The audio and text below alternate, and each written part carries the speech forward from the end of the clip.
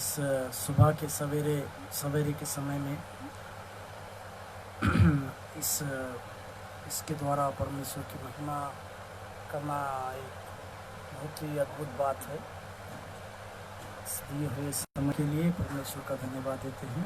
हमारे प्रिय पास्टर संतोष के लिए भी वो धन्यवाद देते हैं, क्योंकि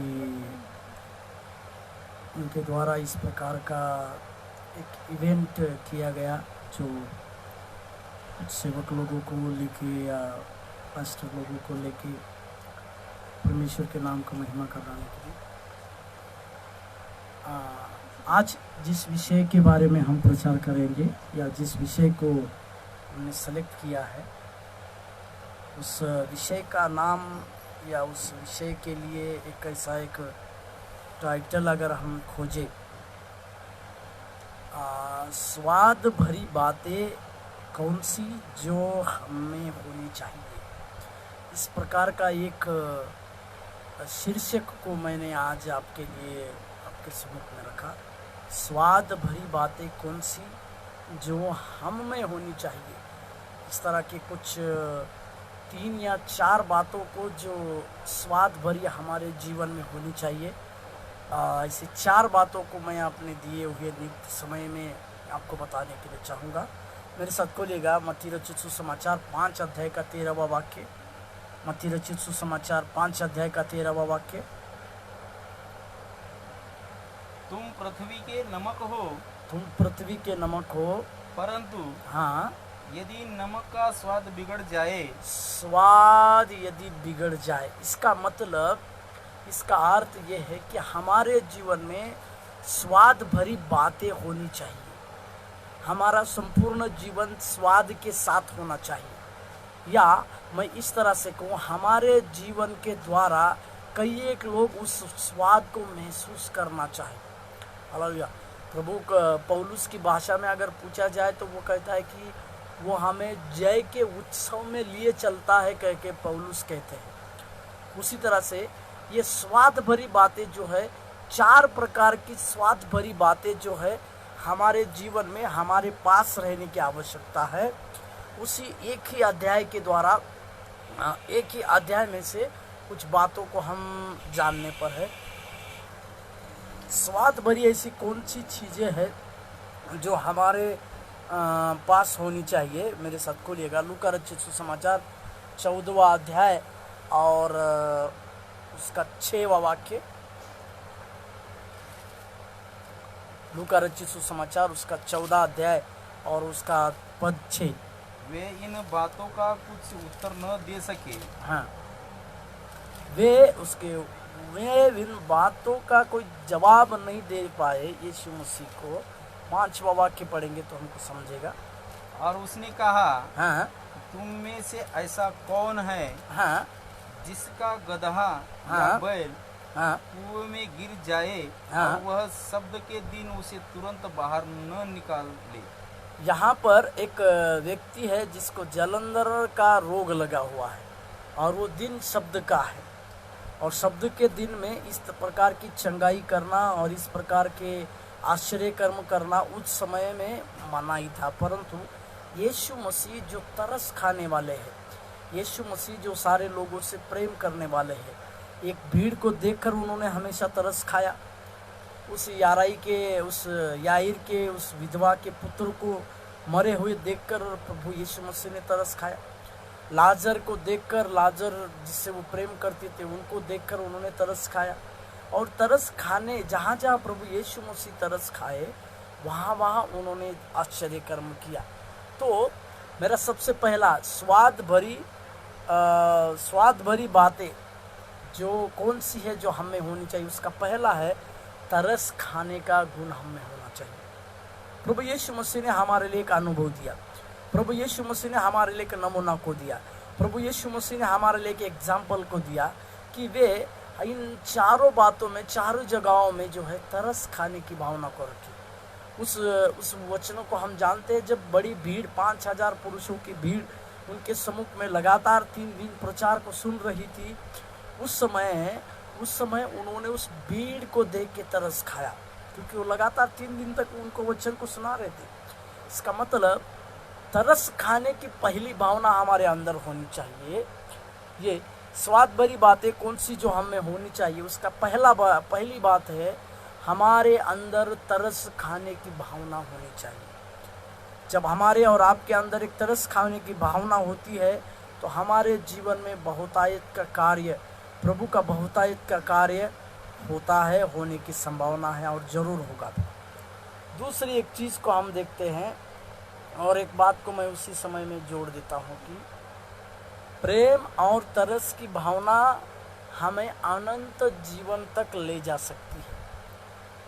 शुरुआत में प्रभु यीशु मसीह का जो प्रेम है, उस प्रेम के चलते, क्योंकि बाइबल जो है पूरी रीति से प्रेम की किताब है बोलकर कहा गया है, और इस प्रेम के चलते ही हम उस अनंत जीवन, प्रेम और तरस की भावना, ये दोनों चीज़ें यदि हमारे जीवन में हो तो हम परमेश्वर के लिए या प्रभु के कार्य के लिए अनंत जीवन की बातों तक हमारे पास ये लेके जा सकती है। दूसरे एक चीज़ को हम देखते हैं, लूका रचित सुसमाचार उसका 14 अध्याय का, उसी अध्याय का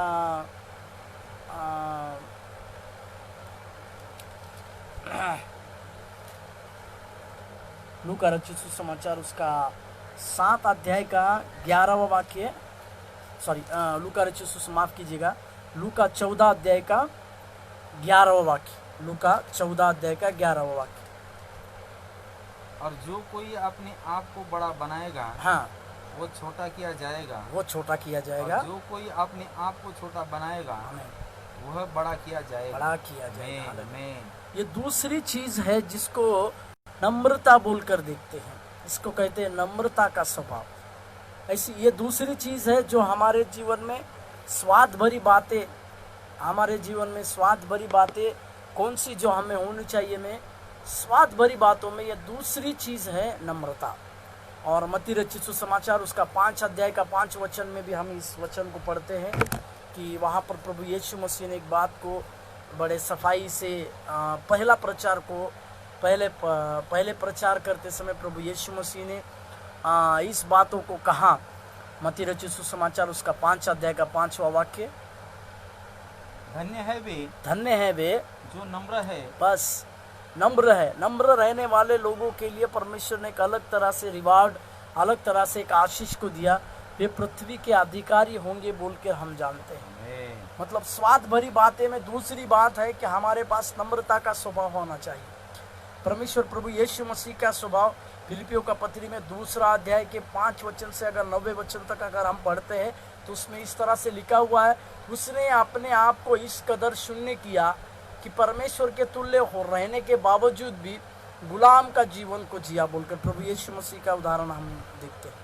मतलब स्वाद भरी बातों में हमारे जीवन में ये दूसरी चीज होनी आवश्यक है कि हमारे पास जो है नम्रता का स्वभाव आवश्यक है।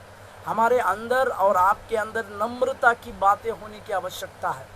और परमेश्वर के कार्य के लिए जब हम विश्वास योग्यता के साथ आगे बढ़े तो परमेश्वर जो है हमारे जीवनों में निश्चित तौर पर आगे क्यों कार्य करता है। तीसरी चीज़ हमारे पास स्वादहीन, हमें स्वाद भरे बनना है तो हमें तीसरी एक चीज़ की आवश्यकता है। मेरे साथ खोलिएगा फिर उसी में लूका रचित सुसमाचार उसका वही 14 अध्याय का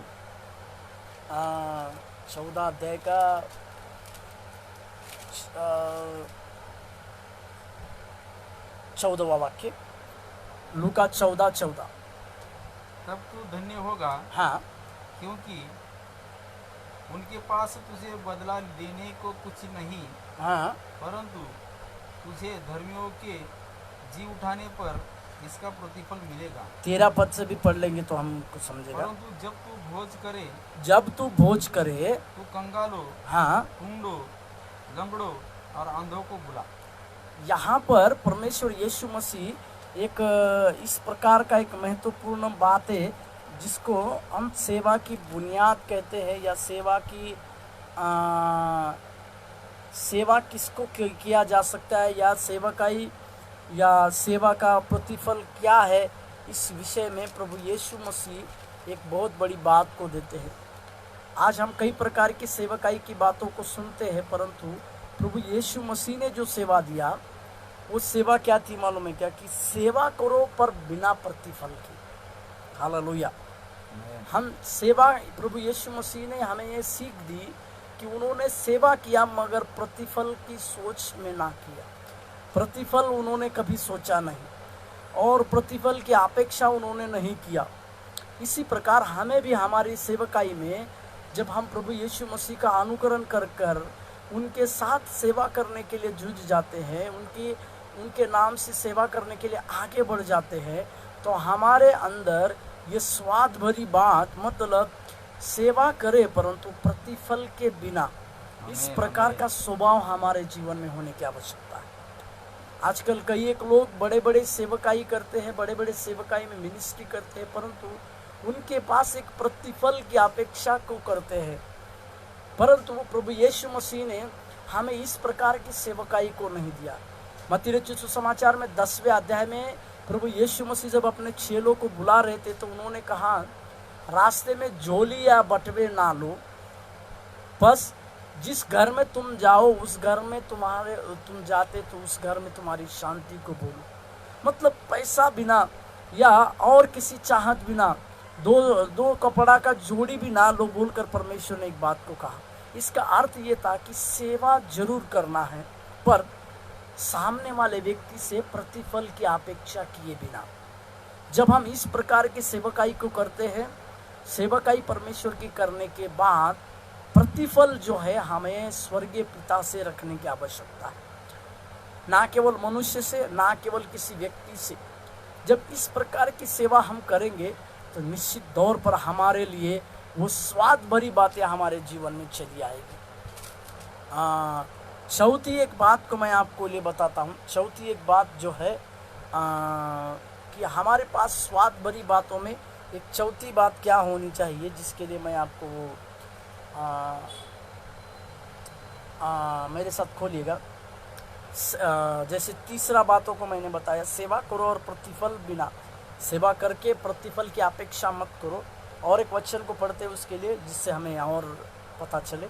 कुलुस्सियों का पत्री 3 अध्याय 23-24। कुलुस्सियों का पत्री 3 अध्याय 23 और 24 वाक्य। और जो कुछ तुम करते हो, हाँ, तन मन से करो, आमीन, यह समझ कर कि हाँ, मनुष्य के लिए नहीं परंतु प्रभु के लिए करते हो, आमीन, क्योंकि तुम जानते हो कि तुम्हें इसके बदले प्रभु से मीरास मिलेगी। हाँ। तुम प्रभु मसीह के सेवा करते हो। मतलब इस जगह में पौलुस सफाई रीति से लिखता है कि जो कुछ तुमको सौंपा गया है परमेश्वर का काम है या प्रभु का आज्ञाकारिता है, प्रभु का एक आज्ञाकारी सेवक समझ के हमको करना चाहिए, तब हमें स्वर्गीय पिता से प्रतिफल मिलेगा। हालेलुया, प्रभु के पवित्र नाम की महिमा स्तुति प्रशंसा। स्वाद भरी बातों में हमने 3 बातों को देखा। पहली बात तरस खाने का स्वभाव हमें होना चाहिए, दूसरा नम्रता का स्वभाव होना चाहिए, और तीसरा मैंने कहा सेवा करो पर प्रतिफल के बिना। चौथी और एक बात को हम देखने पर है, मेरे साथ खोलिएगा उसी लूका रचित सुसमाचार उसका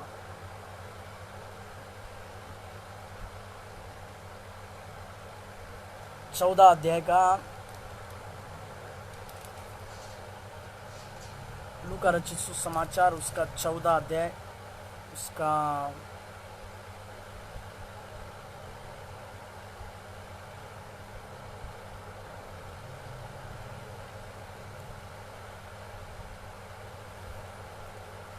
23 वचन को पढ़ते हैं। 14 का 23। स्वामी ने दास से कहा, हाँ, सड़कों पर और बाड़ों की ओर जाकर हाँ, लोगों को बरबस ले ही आ, ताकि मेरा घर भर जाए। 24। क्योंकि मैं तुमसे कहता हूँ उन न्योतों में से हाँ, कोई मेरी जेवनार को न चखेगा, निमंत्रित लोगों में से कोई मेरे मेज को न चखेगा। हालेलुया। इसको चौथी बात जो है विश्वास योग्यता से भरा सेवकाई। मतलब हम इस भोज के दृष्टांत के बारे में हम अच्छा से जानते हैं। कुछ निमंत्रित लोगों को इसके लिए कुछ निमंत्रण किया गया था सारे लोगों के लिए, पर जब भोज तैयार हुआ या उस खाने की दावत तैयार हो गई तो ये कई प्रकार के कई बहानों को करने लगे। इसका मतलब विश्वास योग्यता से जिस सेवकाई के लिए बुलाया गया है उन से विश्वास योग्यता की सेवकाई इनके पास से नहीं हुई। हालेलुया, प्रभु के पवित्र नाम की महिमा। प्रभु चाहता है ऐसे लोगों को, परमेश्वर चाहता है जो उसकी सेवकाई जो है विश्वास योग्यता के साथ करे। वो ऐसे व्यक्तियों की खोज में रहता है जो उनके प्रभु के कार्य को विश्वास योग्यता के साथ करे। इसी के लिए पौलुस की भाषा में अगर पूछा जाए पौलुस को, तो पहला तिमोथी का किताब उसका पहला अध्याय का 12वां वाक्य वो इस तरह से लिखता है,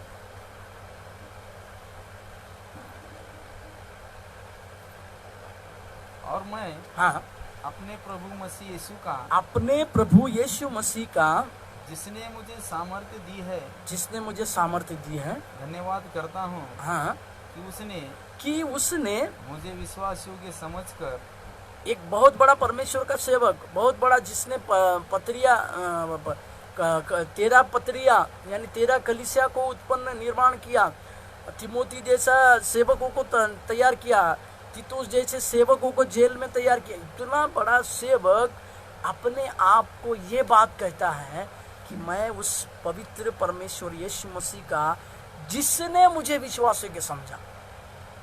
इसका मतलब परमेश्वर ने ही हम सब लोगों को विश्वास योग्य समझा है और अपनी सेवकाई के लिए बुलाया है। तो अवश्य हमारे लिए भी ये काम जरूरी है, विश्वास योग्यता के साथ हम भी उसकी सेवकाई करें। हालेलुया। कई सेवकाई करने वाले लोग इस बात से अनजान हो जाते हैं कि उस परमेश्वर ने हमको इस विश्वास योग्य समझा। बड़ी बड़ी सेवकाई के लिए प्रभु ने बुलाया। निश्चित तौर पे परमेश्वर बुलाता है, निश्चित तौर पे परमेश्वर विश्वास योग्य ठहराता है, पर हमें आज आपको और मुझको ये बात जानने की आवश्यकता है कि क्या मैं उस पवित्र परमेश्वर के लिए विश्वास योग्य भरी सेवकाई कर रहा हूँ। हमें जांचने की आवश्यकता है कि क्या आप और मैं उस परमेश्वर के लिए एक विश्वास योग्यता की सेवकाई को निभा रहे हैं या नहीं। हालेलुया। इस प्रकार की अगर सेवकाई को हम देखें, विश्वास योग्यता के साथ हम परमेश्वर की सेवा में आगे बढ़े, तो जरूर प्रभु के द्वारा हमारे लिए बड़े बड़े काम प्रभु करेगा। और एक आखिरी पांचवा स्वाद भरी बात जो हमारे पास होनी चाहिए, उसका 5वां बात को हम देखेंगे। लूका रचित सुसमाचार उसका 14वां अध्याय और उसका 27वां वाक्य। और जो कोई अपना क्रूस हाँ, न उठाए और मेरे पीछे न आए, हाँ, वह भी मेरा चेला नहीं हो सकता। 5वीं चीज है अपने आप को इनकार करना है। अपने आप को इस तरह से इनकार करना है। क्या चीज के लिए इनकार करना है? पौलुस की भाषा में कहेंगे तो पौलुस कहते कि मैं जगत के लिए मर गया हूँ, अब मैं नहीं परंतु मसीह मुझ में जीवित रहा बोल के कहते हैं। तो हमारे लिए हमें अपने आप को इनकार करने की आवश्यकता इस जगह पे पड़ती है। फिलिपियों का पत्री उसका 3 अध्याय का 7वां वाक्य अगर हम पढ़ते हैं, फिलिपियों का पत्री 3:7, परंतु हाँ, जो बातें मेरे लाभ की थी, पौलुस अपनी भाषा में अपनी व्याख्या खुद दे रहा है, उन्हीं को मैं हाँ, मसीह के कारण हाँ, हानि समझ लिया है। हानि समझ ले। जो बातें लाभ की तो बातें हैं पौलुस की भाषा में, पौलुस के लिए कई प्रकार की बातें लाभ की तो है, परंतु पौलुस ये लिखता है कि मैंने उस सारी लाभ की बातों को किसी और के लिए नहीं परंतु मसीह के लिए, मैंने उस मसीह के लिए जो है लाभ रहित समझा। हालेलुया। प्रभु के पवित्र नाम की स्तुति प्रशंसा होने पाए। मतलब अपने आप को इनकार करने की बातें। इब्रू का किताब उसका 11वां अध्याय का 25वां वाक्य भी हम देखते हैं। इब्रानियों की किताब उसके 11 का 25वां वाक्य।